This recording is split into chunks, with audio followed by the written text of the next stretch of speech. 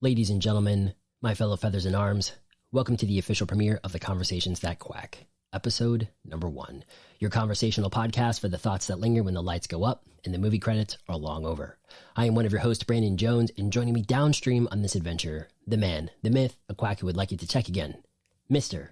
Yfran Garcia. Hello, hello. Thanks for having me, Ren. If you are just joining us well into the future or in near real time, welcome. This is a podcast where Yfran and I rock an honest and candid conversation about the issues facing the Black movie protagonist and where movies like these leave us as a people. If you'd like to drop a particular movie featuring a Black lead into the hat for us to choose from, we'll be choosing them from amongst our patrons at patreon.com/Pandora's Quack, where you can also submit broader topics, comments, and questions for both this and our other sister podcasts, such as Podcast The Movies That Quack, where co-host Wade Slicken and I put each other on the spot each week to ask each other Hollywood's most poignant and stupid questions about what we think will happen next, as well as Podcast The Rabbit Holes That Quack, where co-host Nicole Matthews and I subject ourselves to a random documentary every week and let that be the springboard for a larger conversation about the issues therein. If you enjoy what you hear tonight, help us keep it going by supporting us over at patreon.com/Pandora's Quack and becoming a Patreon of one of our tiers that start as low as $1, which includes early access to all of Pandora's Quack's podcast. But if that's not in the cards for you right now, that's more than okay. Feel free to share, rate, and review us on the free podcasting service of your choice, and stick around for Pandora's Quack's other upcoming shows. And so, without further ado, these are the Conversations That Quack.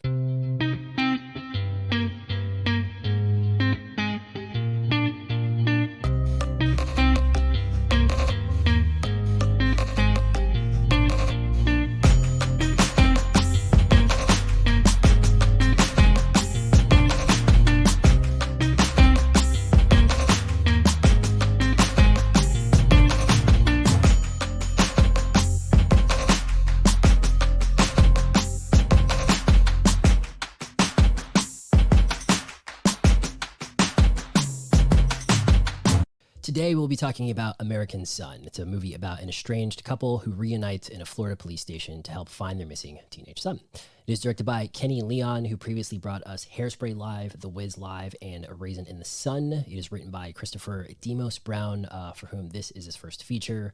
Stars Kerry Washington, Stephen Pasquale, Jeremy Jordan, and Eugene Lee. Listeners, this movie's from 2019. I will never forget, I think it was Yfran who reached out to me, or I reached out to him, or just during one of our many assorted conversations. He wanted to chat about it, and then we lost track of time for 2 years. So I've been looking forward to this moment now that we get to sort of kickstart it. I'm sure maybe your perspective on it has changed. I rewatched this a couple days. I was like, oh, that's interesting. I kind of have a different perspective on that. So looking forward to diving in here. Do you remember, I think we talked about this a little bit last week, we're kind of getting the plan together. Do you remember what it was that you wanted to reach out and actually talk about specifically? Initially, I did not. And like you said, it was 2019 when it came out. I watched it like a day after it came out. Yeah.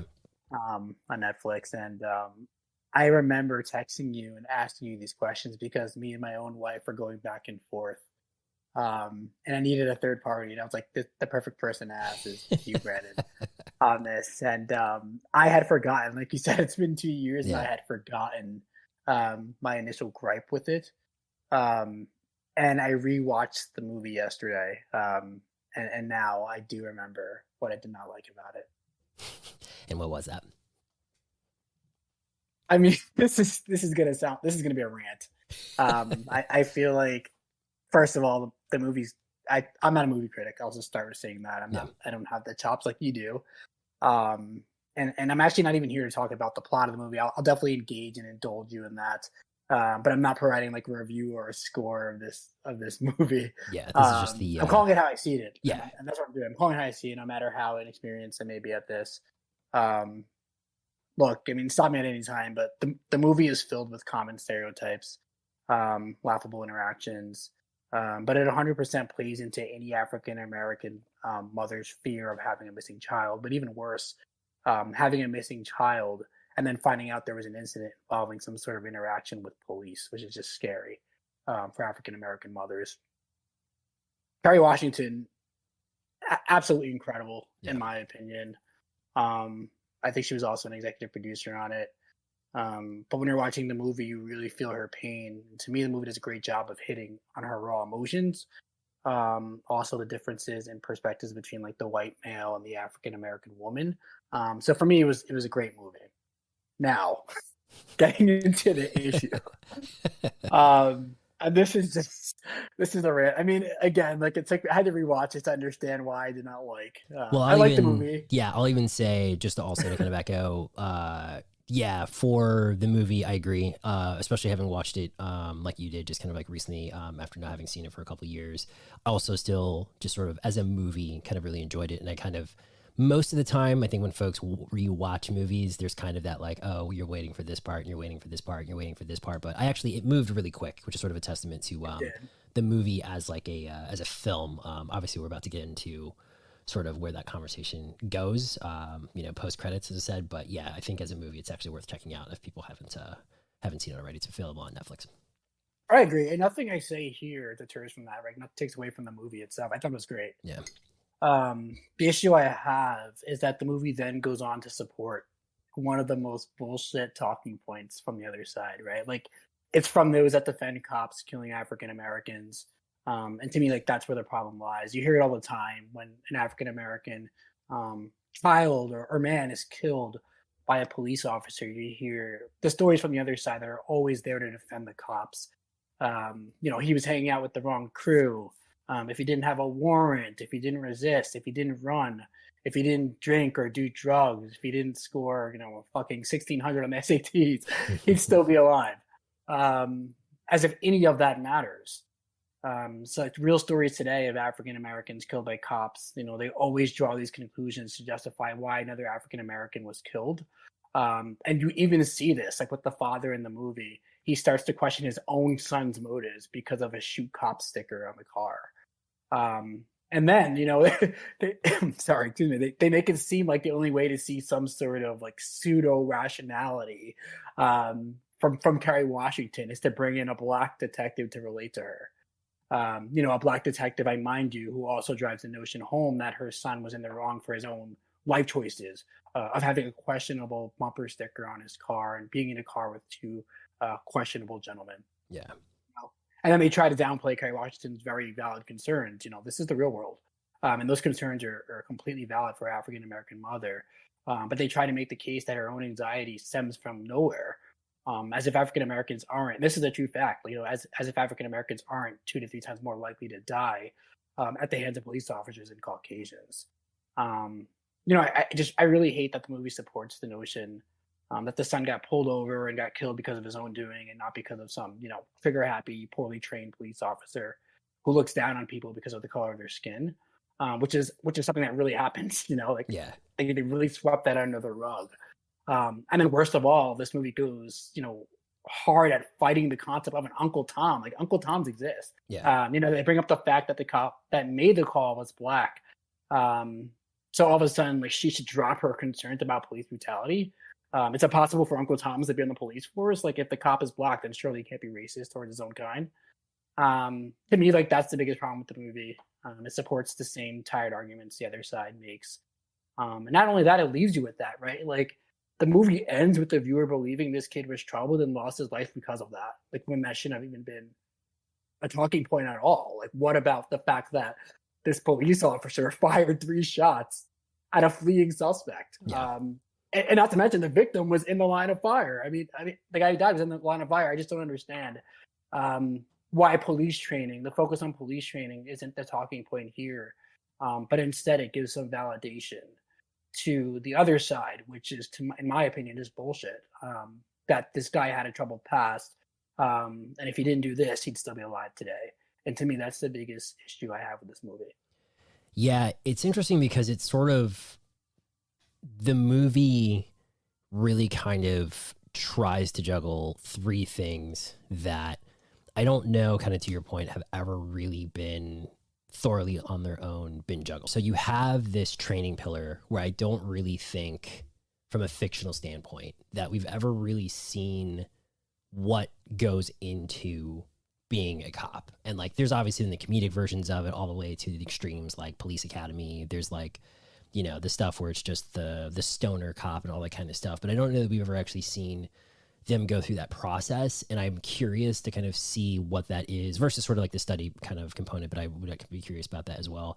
But just to see like, what is it potentially from the training that's making them feel as though there is this war that they're kind of engaging in? Because when you look at stuff like the mainstream media, kind of similar to what you were talking about, you do have this like constant perception of it is ridiculously sort of dangerous to just go outside, sort of thing. Like if you're a cop, it's almost like you're just waiting to sort of be assassinated.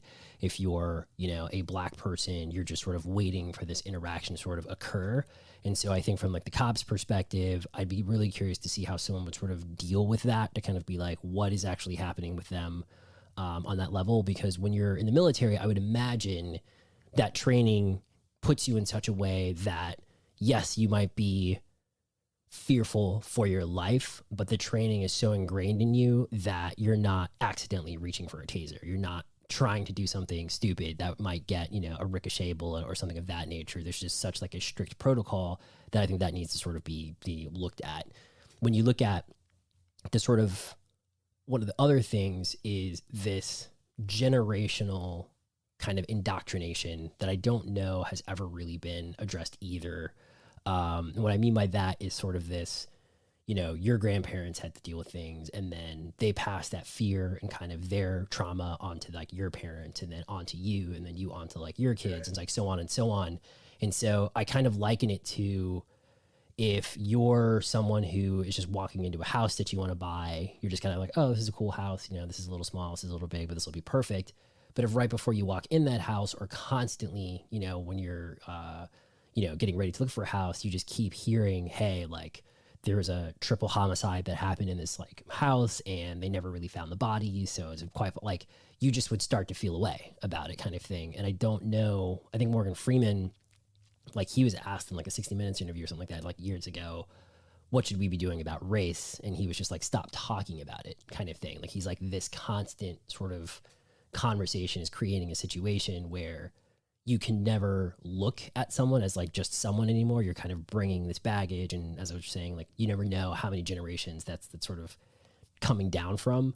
And then sort of the third thing is just, I think when you look at it from sort of this like race relations kind of component, where everyone kind of is very, very tribal kind of at this moment in time, you know, some for good reason, some for not, some for evolutionary reason. And it's kind of this weird thing now where I remember anecdotally, I was driving through Virginia not too long ago and got kind of pulled over when I think I was driving from New York down to Atlanta, and just totally like chill interaction. I think I had like a video game podcast that was a little too loud and just totally like missed. I guess I was driving probably like 5 or 10 over, and he pulled over, and like we just like had a conversation about, I think he like kind of heard what was going on and like was asking me about some video games or something like that. And then it went away, and I was kind of like laughing to myself, but also kind of like thinking about that, because I was like, again, I have no idea what he's walking up to the car thinking. And it's one of those things where, as I just mentioned with the indoctrination, if I had been told this is so likely to go wrong, and that was always in my head, I don't know what I would be doing or fidgeting or looking or doing like that might then trip him up. But then at the same time, if he walked up and I was just kind of like, oh, hey, how's it going? And then you hears blah, blah, blah, blah, blah, Mass Effect 3, something in the background, like it's like a different kind of vibe. So it's one of those where, you know, to kind of sum all that up is just, this movie doesn't deal with all of that, but I do think it's a conversation that sort of needs to be addressed, because I do think there's a lot of psychological factors that are kind of combusting when all of this happens. And I think everyone's solution is probably too simplistic, if that makes sense. Like it's almost like, you know, whenever there's a gun issue, they go take away the guns, and it's like, can we take a look at like why someone would do something with that gun? Can we take a look at like the economic factor? Yeah, I don't know, all that kind of stuff. So yeah, and we can great points. We can sit here and talk about gun control too all day if you want, because I have some points on that as well. But I'm not going to dive there. I mean, I think I just want to go back to some of the points you said, because the first thing you said was, you know, police training, and to me that's something that's, to your point, not looked at through a magnifying glass a lot. or something that we just don't know a lot of. Maybe it is, and I haven't done my research on police training. I'll own up to that. I'll admit that. But if somebody is fleeing, if somebody gets pulled over by the cops to get out of the car and they run, is that a death sentence? Yeah. Like, to me, that doesn't sound like a death sentence. There's several other ways that officer could have handled that. And one of them is not shooting, not shooting that person that's running away, and also especially not shooting in the line of fire of another innocent victim who could have been there.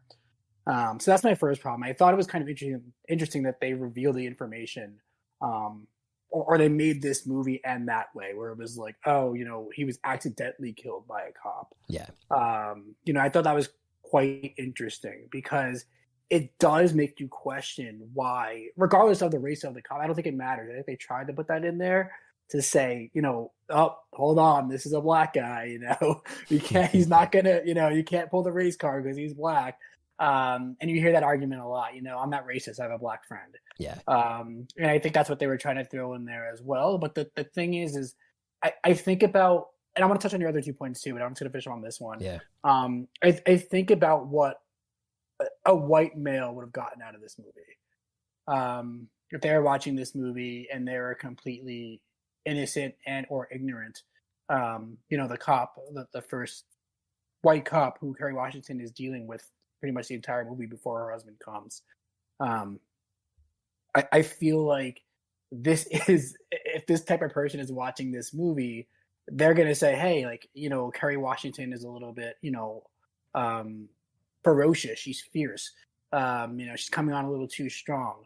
And then based off the conclusion of the movie, they're going to say, oh, you know what? This kid shouldn't have been riding with those thugs. I hold my hands up in quotation marks. Yeah. But those thugs. But it's all these things that are justifying why this person is dead. And none of it. The problem that I have, again, going back to the real sole problem here, is that today there's always this side and that side, and the one side always says, oh man, police training is bad. How could somebody be running away and die? That's crazy. How could somebody be at a traffic stop and get beat up on the floor by a police officer?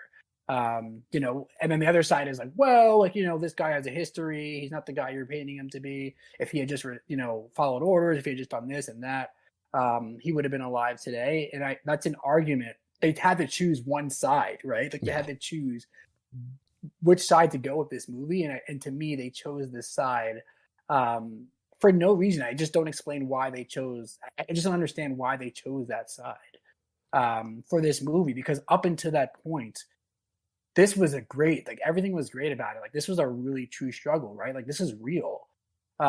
Especially with the dynamic between her husband, even her husband comes in and, he's an FBI agent. So he comes in, he's white, he speaks the language, he's charming. And he comes in and he's like, oh, do me a favor, just tell me where my son is, type of thing, and he has that ego about him. And automatically this cop offers up information that he hasn't given to Kerry Washington, who's been there for over an hour. Yeah. And I think that it's just, I love, the more I'm talking, the more I think about this movie, I love it. I really do love that part.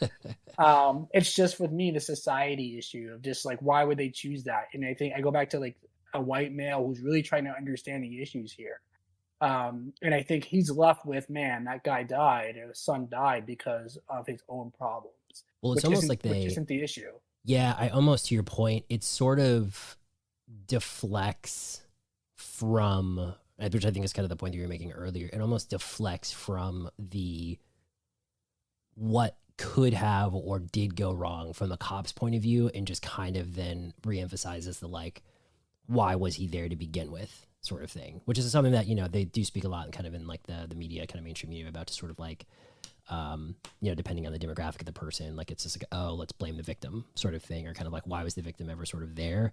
But yeah, I agree. There's kind of one of those things where what would someone kind of get from this? Because it almost puts especially because of the conversation between Kerry Washington and her husband, it almost puts the emphasis on that, where it's kind of should he or should he not have ever been in that situation? Exactly. Versus, hey, that was a situation that all three of those guys probably should have just had court appearances for various reasons, sort of thing. Exactly. And I agree. And listen, like, don't run away from the cops. I'm not here to say, like, like the cop was in the wrong here. I mean, he was. You don't shoot somebody who's fleeing, in my opinion. I don't know what kind of training would say shoot somebody that's fleeing, or kill somebody that's fleeing. He fired. The movie made the point very clear. He fired 3 shots, trying to get that suspect that was fleeing. Why? Like, why are you doing that? Why are you trying to kill this guy? That's my first point. Now I want to get back to some of the points that you mentioned before, because you mentioned Morgan Freeman, and you also mentioned, let's not talk about.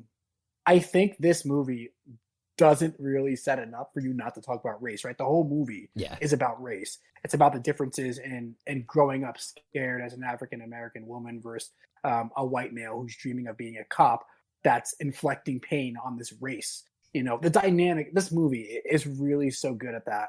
And Kerry Washington, just brilliant. And doing that. Even the cop, not her husband, even the cop who comes from a place of ignorance is excellent, in my opinion. Yeah. I think he's done a great job. I think he's struggling to understand why she is the way that she is. He is the way that he is.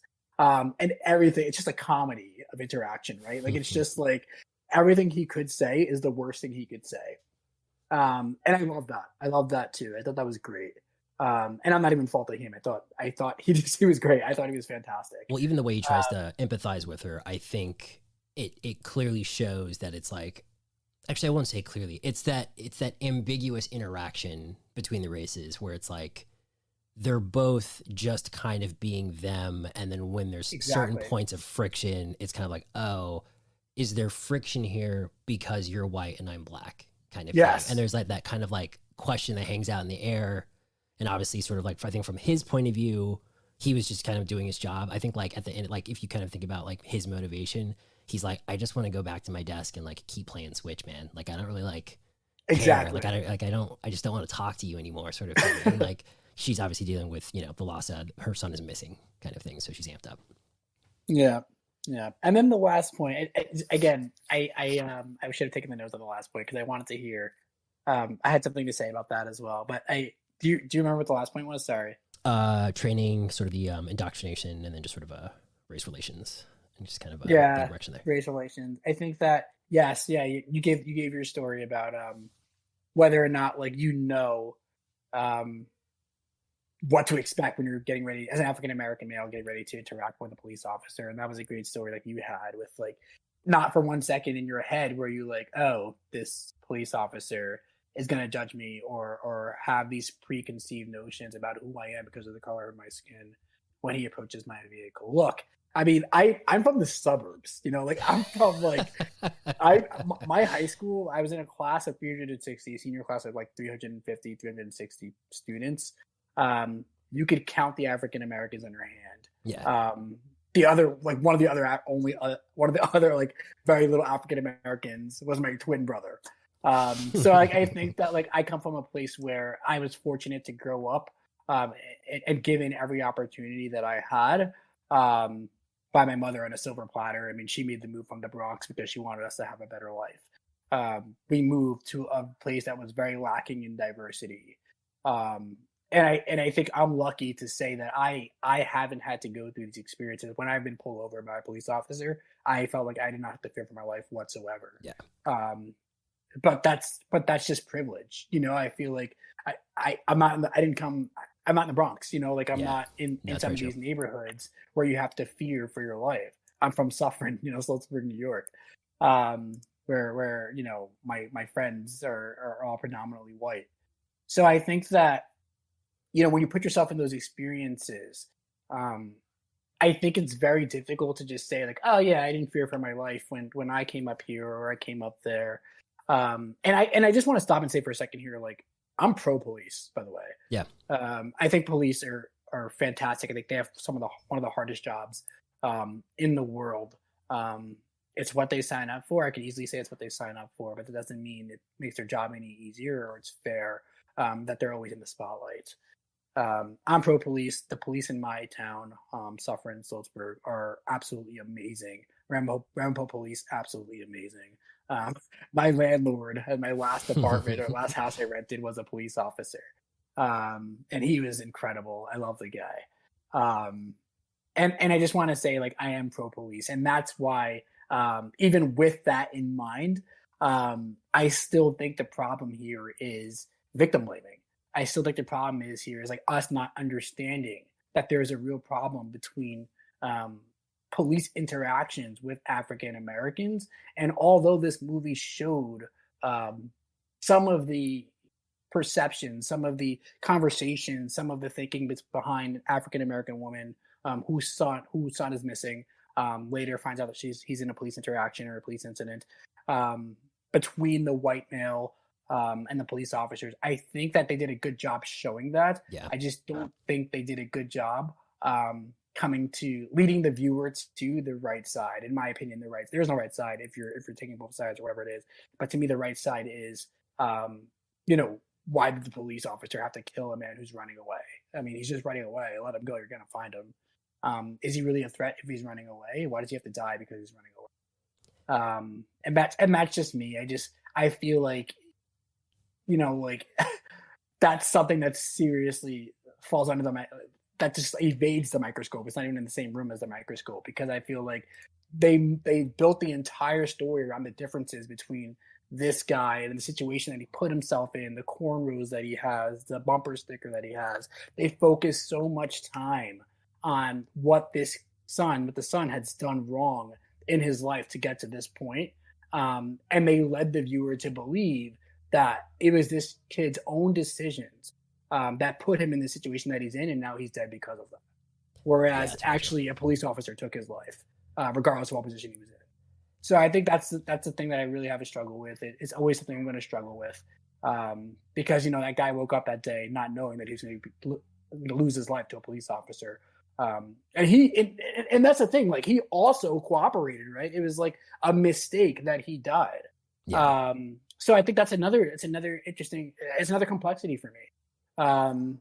But I think that if the officer, mainly here, I think if the officer just had the right training, and not shot at a fleeing suspect, he would still be alive. And to me, that's the biggest issue, not the fact that he was had cornrows or was riding with two thugs, if you will.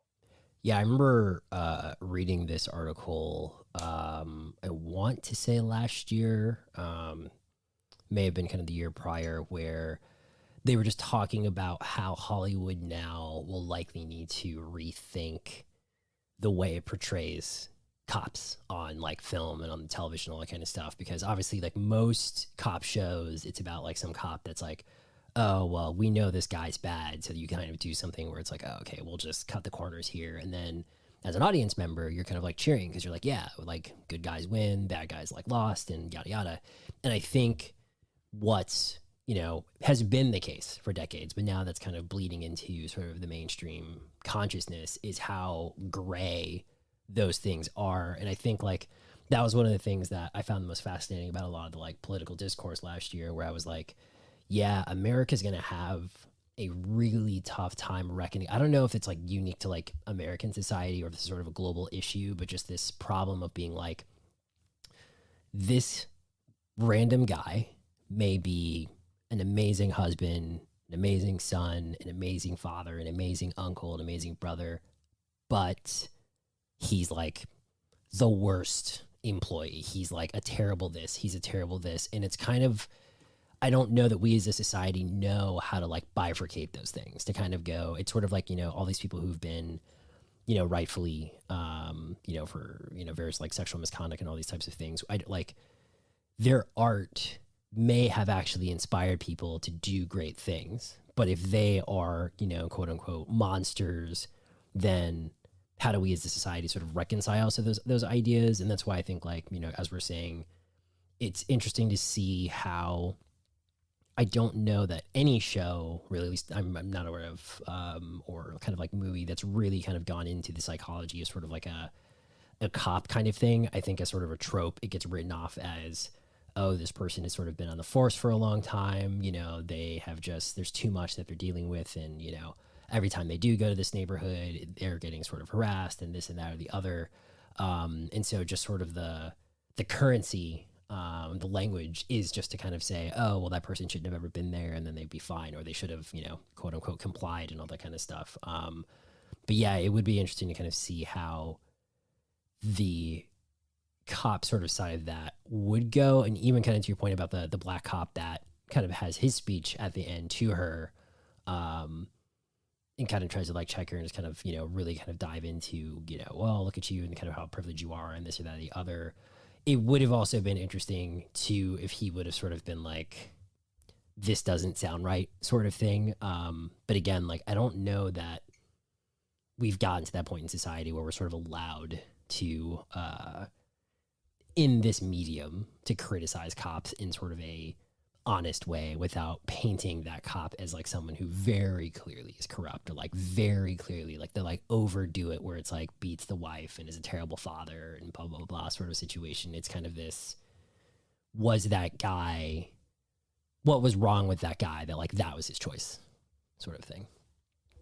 Yeah, I agree. And again, I don't even think the cop, like the cop that came in, you know, the superior to the first cop, when he came in later and he calmed her down and he spoke her language, you know, the Uncle Tom references were fantastic. I really did like this movie a lot. Yeah, it's really good. Their conversations back and forth was fantastic. Yeah. Amazing. And I think that, you know, he had to defend his own, right? Like he is a cop himself.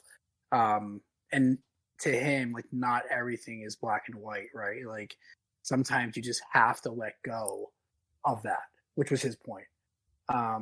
You know, and just take a step back and really think about, you know, again, he focused on the decisions of this son. You know, like, why does he have a shoe cop sticker?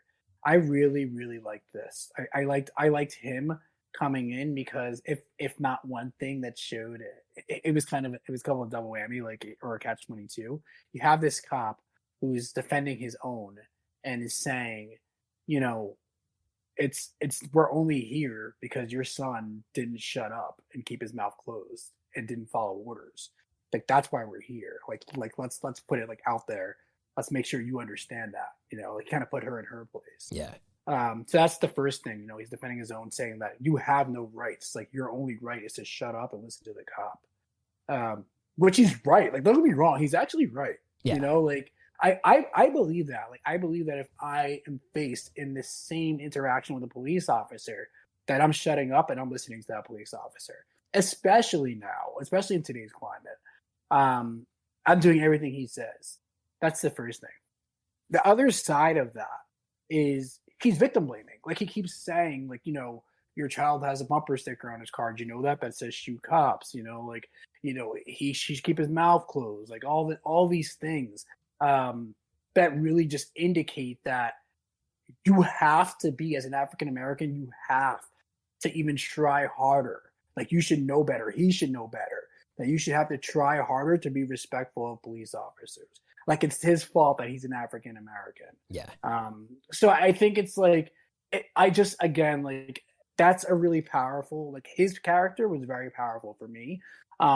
Because he himself, as somebody who identifies as a person of color, had to also defend his own here and put down a person of color, put her in her place and say, listen, like, you should know better. He should know better. You know, get rid of the bumper sticker. Shut up. You know, like, wait for your next orders. You're obviously unruly right now. And I think that guy's character was fantastic. A very good character. Whether I agree with it, I don't agree with him at all. But that's not the point. I understood where he was coming from. But just a great character, great interaction. Yeah, it's a good point. Like, I hadn't actually considered that dynamic where it's sort of like it's that, I guess, even, you know, Kerry Washington mentions it, sort of like the thin blue line sort of aspect, where I think about that probably more than I do about the training aspects, because I think the issue, again, like, being as removed as we are from, you know, you may know if you know any kind of cops kind of firsthand. I've had kind of like deep conversations. I have not, but I just like being as removed as we are. I am curious to know, like, what obviously you have police unions, and then you have just sort of this camaraderie, sort of like the team, you know, you have to sort of step in kind of thing. I wonder sometimes when we hear, you know, certain things where they'll kind of say, oh, well, this cop that's kind of under the microscope because of this particular shooting has a history of, like, you know, disciplinary actions, 10, 15, 20 deep type of thing, and it spans states and counties and blah, blah, blah. I wonder sometimes, like, maybe it's the training, quote unquote, is fine. And it's just that you have these people who, to kind of go back to the psychology of it, are just, there's something wrong there. And like, there's not enough people being like, yo, are you good kind of thing? Or like, hey, like, to like, it's like, you know, it's that sort of snitch kind of mentality. I get that just everyone's kind of, you know, the macho sort of thing that everyone's kind of like ingrained in, but to sort of, I think it feels like there's too many people who are just quiet sort of thing. And like that, Yeah. that feels like it's feeding into this like very, very combustible sort of like nature of, you know, the cops being in situations that, you know, like we've said that you and I have kind of been in where it's just been fine. Like it's kind of like exactly what by the book and probably how it was supposed to go. But then it's like, you do have that guy who's just like on the power trip, just is just looking for a reason sort of thing. And just happens to kind of choose this sort of situation. And I wonder how much of that choice has to do with, oh, and like nothing will happen to him sort of thing. Like there's almost no consequence that ever feels like it actually would deter someone. So it's like, hey, if you're pulling out your gun, be sure sort of thing, especially in this scenario where it's like the person was running away and that person feels they need to sort of shoot. It kind of just feels like there's this weird understood blanket immunity, but an immunity that's probably being abused. And I don't know that anyone's sort of really taken a look at that. Yeah, yeah, you nailed it, and I 100% agree with that. I think that one, to your point, I think a lot of officers just aren't speaking up and saying, "Hey, like, are we okay?" Not just like on the job, but mentally, are we okay?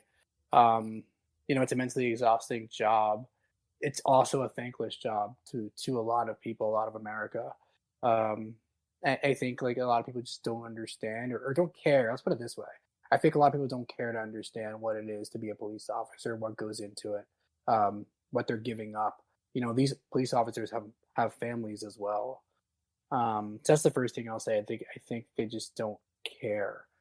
Um, the second point is it's easy to say, right? Like it's easy to say, Yeah. why are you shooting? I'm looking. I keep laughing about it. It's not even a laughing matter, but I just can't understand like why an officer would take their gun out and shoot somebody who's running away. He's not a threat.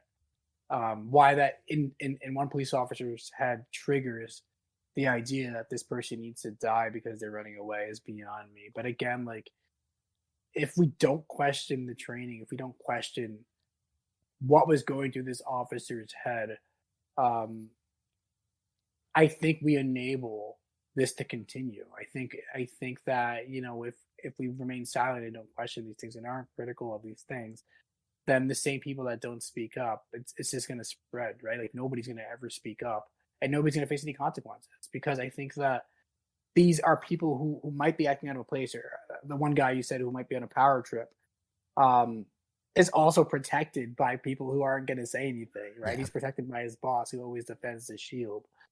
Um, and I think for me that's a major issue. Um, just great points all around. I'm in 100% agreement with you. I think they're both great points to look at. I'm trying to see this, like taking it back to this movie and this situation. I'm trying to see what happened to her son, um, from the police officer's perspective. And the movie did a great job again. Like I'm gonna go back to it and say it again because it has to be said. Yeah. The movie did a great job saying, like looking at the different perspectives and looking at who this child was, who his mother was, what his family's like, what he ultimately became, the struggle that even he had, whether or not to be white or black, and go to West Point or whatever army school he was going to. Um, they push this all on the viewer, and they lead you to believe that this is the reason why he got into the car with these thugs and some sort of rebellion. Um, some lashing out at his father, to prove that he's black. And I just the movie is great, Brandon. The movie really is great. It is. And I know I'm talking about it like if somebody hasn't seen the movie, I think they should watch it. And I know I sound like I'm not like I'm down on it and being negative about it. I just think that it could have done better in supporting the right message. To me, they supported the wrong message in the end. And that's my biggest gripe with the movie. I think it's just in society today, if I'm a Caucasian person, and by the way, my wife is Caucasian. I just want to throw that out there too, if that changes anything. But my wife is Caucasian, and even she's watching that, and she totally understands where I'm coming from. At first, she was like, "No, you're reading too deep into this. It's not a big deal." But after explaining it, and after she rewatched it with me, and after her rewatching it, she agreed. She really was at least more open to it than she was the first time. Yeah. I don't know if she necessarily agreed, but she wanted to understand also why the police officer, like, why didn't they follow that storyline? Why didn't they make it about the police officer who killed an innocent man, as opposed to leading all these stories about this, the victim, which really reflects real life. I mean, that's the real world. Every single time an African American is killed by the police. And again, Brandon, we had another conversation about this before, and this is a different topic, but you got to look at the media's role here. Yeah. Like the media always gets into these stories, right? They always they love these stories, and they really amplify these stories because it gets the clicks, it gets the talking points, it drives revenue. Yeah, I was going to ask you along those lines, so, obviously kind of a big question mark as to what's driving, the cop that pulls the trigger. We can kind of assume, just sort of a lot of the, tropes and things of that nature. And kind of in this instance, what caused fear, what was going on kind of in his head.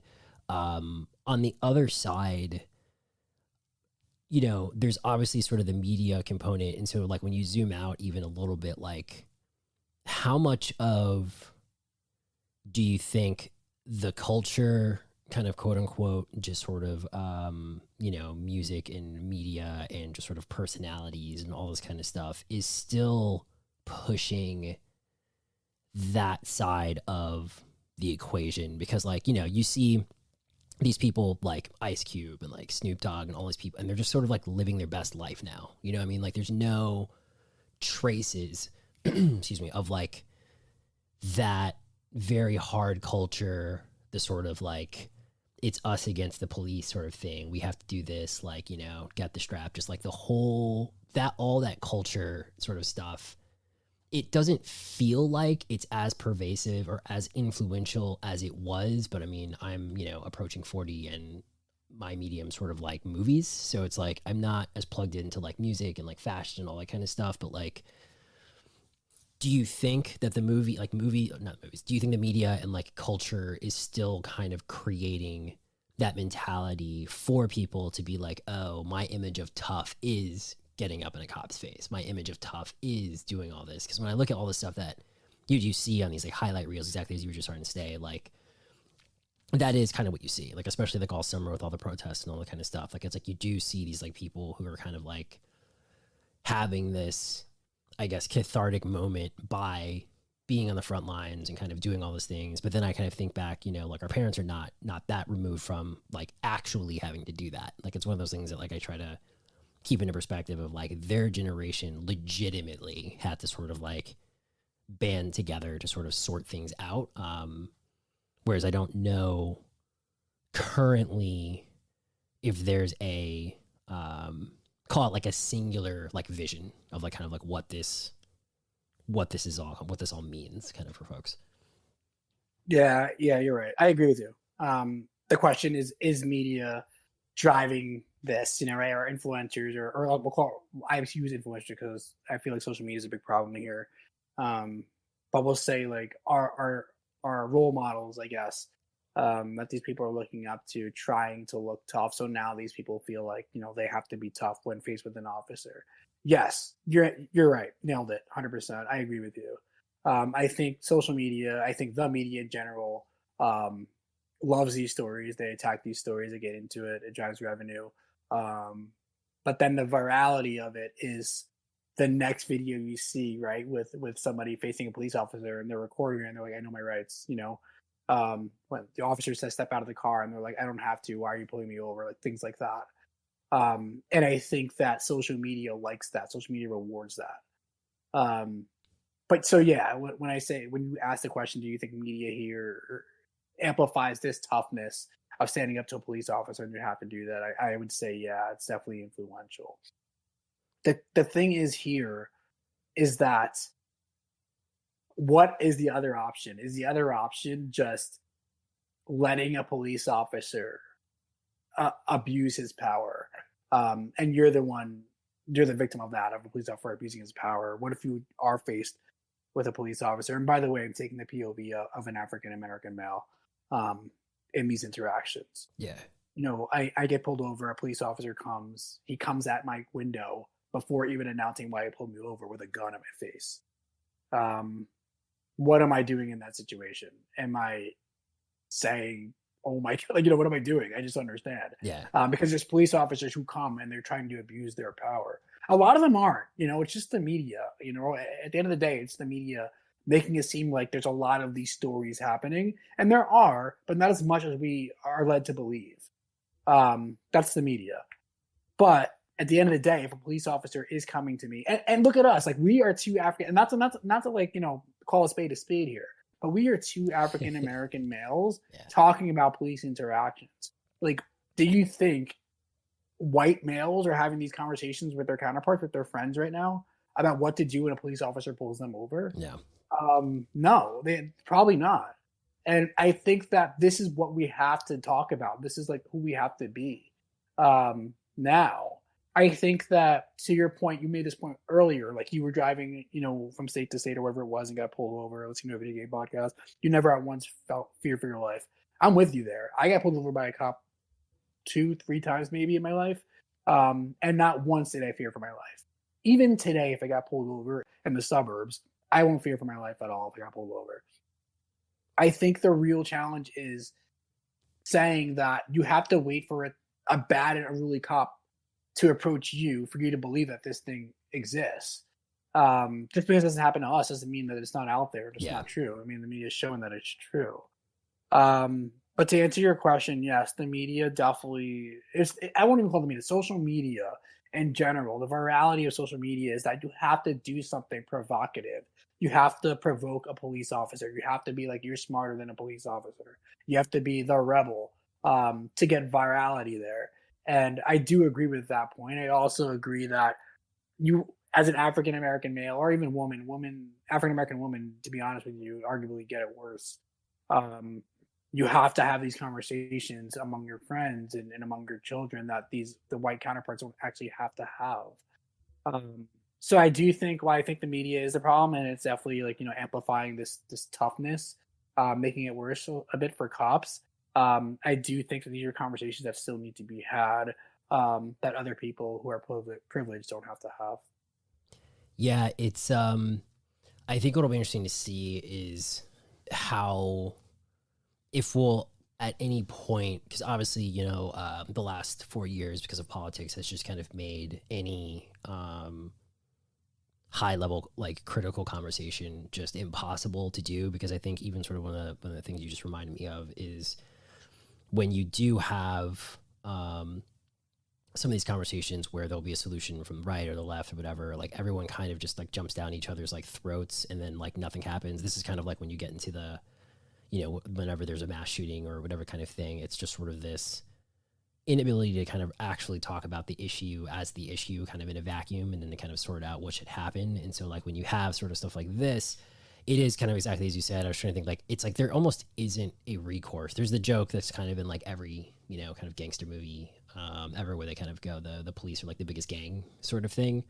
But it is kind of one of those things where there really isn't anything you can do. And that goes back to what we were talking about a little while ago about like, there just aren't consequences. Like, it's kind of one of those things where like, at least as it seems like it stands, again, from like our point of view, there just doesn't really seem to be anything that happens, especially if it's not caught on camera, which is kind of, I guess, really just sort of like how all this even kind of in the movie, kind of American Son, how they find out anything, because I think without that video, yes, you still sort of get the cop at the end kind of telling them this is sort of what occurred. But just like kind of the context of that then may just be sort of like fundamentally different without having had that interaction. Agreed. And that's the scary part, Brandon. That's the scary part. I mean, I feel like, you know, if you don't have that video, which we haven't, right? Like we've evolved. Technology has evolved. Smartphones have evolved. So that means there was a time when this didn't exist. And you think about what has gone on without this technology, without this video. It's scary to think about. Yeah. I think that, you know, you want to believe that with the evolution of technology comes the evolution of police training, the evolution of accountability, the evolution of transparency within the police force. And it just seems like technology is still evolving. They have dash cams, they have body cams now, cops wear. We have smartphones, but evolution of the police force is still staying the same. Like there is no evolution, let's put it that way, lack of evolution of the police force. So I feel like, you know, you want to believe that smartphones are holding police officers accountable, or body cams are holding police officers accountable, but are they? You know, I don't know that they are. And it goes back to police training, you know, like why? Brandon, just answer me, why are you going to shoot at somebody who's running away from you? They're not a threat, they're running away. Yeah, that's you don't know if they have a weapon or anything, but they're running away. Like, I just don't understand. Is that a threat? What goes through the police officer's mind? Is it pure adrenaline? How could it be fear? Somebody is running away. I just don't understand. That's something I'll never understand. And, you know, you hear like the police officers say they were scared for their lives. You know, they were fear. You know, and I think there were some cases. I call me Uncle Tom if you want, but I think there's some cases where I really believe that the police officers acted genuinely out of fear. Yeah. And it sucks to say, and I think it's what I believe. But in this case, in this story, especially if they were going to end it on the fact that he was accidentally shot, and also by a police officer who didn't seem to use the proper protocol in shooting a fleeing suspect, I think you're going to have to dive into that a little bit more. And unfortunately, there is no, not that I know of, American Son 2 coming out that focuses on police training. Where Kerry Washington maybe becomes like, you know, joins the police force or something, and it's like leads the training sessions. I don't know. But I think like that's the issue for me. Like, if we take it all back, I know we're having a greater conversation outside of the movie even. But if we take it back to the main point here, I'm very upset that the movie chose to make it about this boy's life and his family and their struggles internally with race, and not so much about the fact that none of that even matters, because a police officer is the one that should have the spotlight here. He acted wrong and killed somebody, took away a life. That's my biggest gripe with the movie. And like, I think that that's something that I will always... I'll rewatch this movie I'll rewatch it a couple more times just to really focus on some of the other talking points, because the movie is great outside of the major core takeaway of applying it to society and where we are today. But I can't get past it. You can't even persuade me at this point to feel a different way, other than the cop acted wrongly here and took somebody's life that he shouldn't have. Yeah, I think they sort of get into, it's definitely not the training aspect of it, but as you had kind of mentioned earlier, I do think the interaction between the two of them as they sort of go back and forth between, you know, the things that kind of damage their relationship and then the things that are sort of their perspectives and sort of their, you know, their upbringing and things of that nature. Almost to the kind of the other point that you had made earlier about sort of like, you know, just having that privilege of kind of being able to sort of move into that neighborhood. I thought it was really great that he, the husband, makes that point where he's like, he basically just like, you know, our son didn't grow up like you. He like grew up like us, or kind of like how we are now kind of thing. And I do think that that's like a really interesting, like fascinating thing to think about, where it's kind of like, that's kind of why I was like curious about like, you know, if you had an opinion on just sort of like the media and culture, because I feel like, yes, there are definitely people who are still sort of in, you know, these sort of impoverished neighborhoods and are just like their day-to-day interactions with cops is just always contentious for reasons that are just, you know, probably generations old. And it's just like the cops aren't great there. The people are kind of hostile. And it's just this sort of never ending kind of infinity cycle. But I do wonder about these people who are not in sort of those situations. Like when I think about like all the protests like last year, it's a mixture of all those people, like all those sort of types. Like there's the people who like, you know, very suburbans, people who are urban, like everyone's was sort of just of all backgrounds was sort of getting involved in that. And I just kind of wonder what's fostering, besides empathy, obviously, of kind of being like, you know, you see footage and you're just like, why does this keep happening? Where are the sort of circumstances? Like what's actually driving this sort of like anti cop mentality that then is driving there where we're at war and at any time we could die sort of like situation. There's obviously sort of the, you know, the, for the clicks and for the ratings and all that kind of stuff, which I do think, to the point that we're making about the training, I do think the media to a certain degree needs to have a reckoning of its own, which I could probably talk forever about that. But I do think that there's a lot of gasoline being poured on a fire that I think everyone wants to go out, but now it almost feels like we're just like too committed to it. Like it's like, and if we like let off the gas, then like, I don't know if it's going to like damage pride. I don't know if it's going to damage this or that or the other, but it's just, it almost feels like it's going on because it's always been going on at this point. Yeah, I agree. And I think like when you speak about what, like how is this going to change? It's lack of accountability, really. I mean, I feel like every single time, and you spoke about it too. You said it, like, you know, it's you hinted at it at least. Every single time something like this happens, or you know, every single time the media has a story about this, it really seems like it's harder to convict a police officer, even though we know all the evidence points to this police officer acting out of protocol. It's still hard. It's still harder to convict that police officer. So I think that's the reason why you see like this never dying, you know, this unending um, frustration with the African American community. But I also think that, to your point, like there's a lot of aggression with police officers as well. On both sides, there's just no empathy. I feel like both sides, you know, are not willing to give. I think the cops are there and saying they're there to do their jobs, but they're acting out of fear. And then you have the other side, you know, when other side, you know, African Americans in some of these impoverished neighborhoods come up and they interact with a police officer, and they're already just so pissed, you know, like it's just, you know, why are you even here? Like, why are you policing our community? You know, you don't care about us or anything like that, so why are you even here? And I think it's just like nobody's willing to give anything at all. But also, I would like to see some more accountability, you know, being had. I think like people are just frustrated at the fact that there is no accountability. And Derek Chauvin, you know, the case that we just saw with George Floyd, um, that's a case that should have been closed shut, right? Like open to closed shut. It looked like a no-brainer, but then you look at all the complexities around this, and you have to think like if this wasn't a cop, like if this was anybody else, everybody would say this is murder. You know, we have it on camera; it's murder straight up. Yeah. But it's a cop, and it's so hard to convict a police officer. And I'm not even saying like, please convict police officers, you know, for this. I'm not saying that. Again, I'm pro-police. You know, people are saying that less police is better and let the community police their own community. And I'm against that.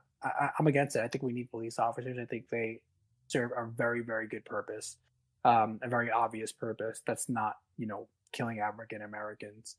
And I think that, you know, just both sides need a little compassion. But to your point, like the media is not going to say, hey, everybody, let's kumbaya, let's get together and get along. They're going to do what sells. And I think this is something that sells. So as long as the media keeps bringing it up, it's something that we have to keep talking about. You have to take a side here. And unfortunately, I think that this movie took the wrong side. Yeah, one of the sillier things that I'll remember for the rest of my life was I think this is like right at some point last summer, kind of after the George Floyd situation, and I think it was like CNN at like 6 a.m. I think I was like getting dressed or just got out of the shower or something like that. And they arrested the anchor on live TV. It was like this black guy, and it was just like riot gear, and they're just like standing there, and then he's kind of like Right. doing the usual, and they like literally are just like, you're under arrest, and he's just kind of like, why? And then they like arrest him, and then he's like being walked away sort of in the background.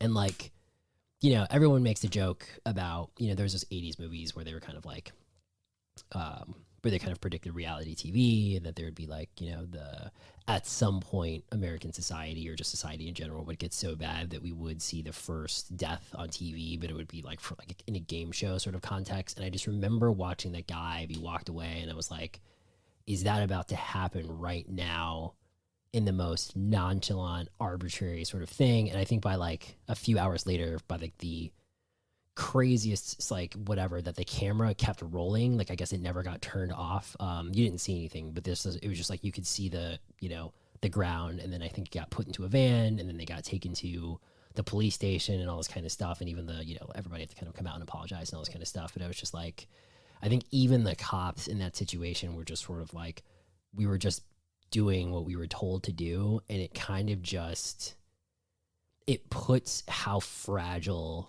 and again, like, it's just silly, all of this is kind of thing. Because when you're a kid, you think like, oh, okay, like everything's a really well-oiled machine, and there's protocols, and the adults have it, and blah blah blah.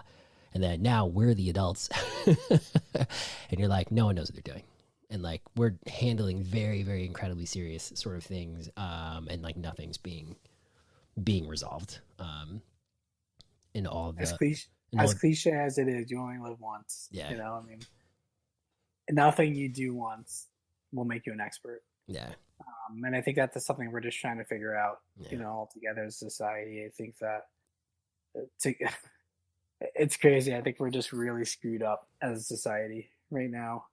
Um, this movie's just one of the talking points, but there's so many. yeah Um, but ultimately, it may sound like I didn't enjoy it, but I have to say it plenty of times. I really enjoyed this movie, and Kerry Washington is what a woman. I'll leave it at that. I think she's fantastic. She did a great job. I think everybody in the movie did a great job. yeah Honestly, I really liked the role of I don't know his name, but I like the role of the first police officer that she interacted with yeah quite a lot, because like you said before, it's kind of like they're both just coming from who they are. And it's just it's comical watching them interact with each other. yeah And I thought that was well done.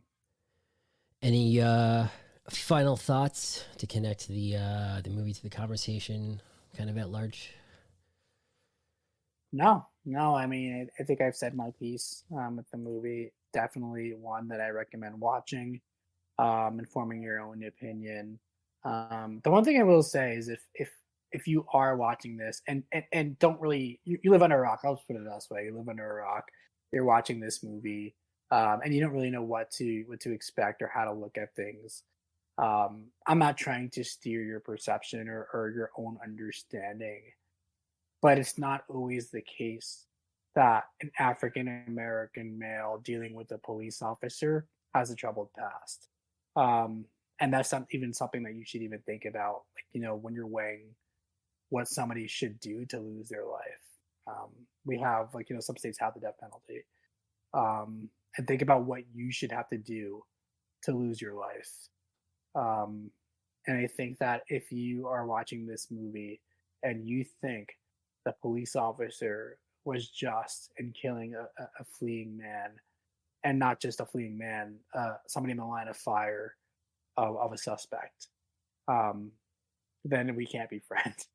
I honestly think that this is something that you really need to think about, and weighing for yourself is totally fine. I'm not trying to persuade you, but is it worth losing your life over running away from a police officer? And to me, that should never be the case. But great movie, definitely watch it. It's fantastic. Yeah, well said.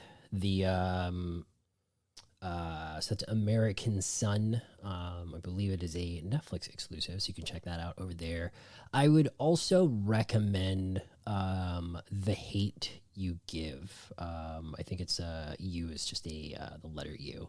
That was a movie I think that came out also a couple years ago, kind of in theaters, that deals with this sort of more from a, again, kind of another family, but it's just really well handled about, without spoiling it, just sort of how these incidences kind of affect people of all ages and kind of backgrounds, and sort of covers a lot of the stuff that Yfran and I talked about, but really want to underscore just what Yfran said about definitely kind of watching this stuff and kind of forming your own opinion, or kind of being open to forming kind of a new opinion, or just sort of getting a new perspective. And I think that's probably where podcasts like these we hope to take you. So definitely check that out.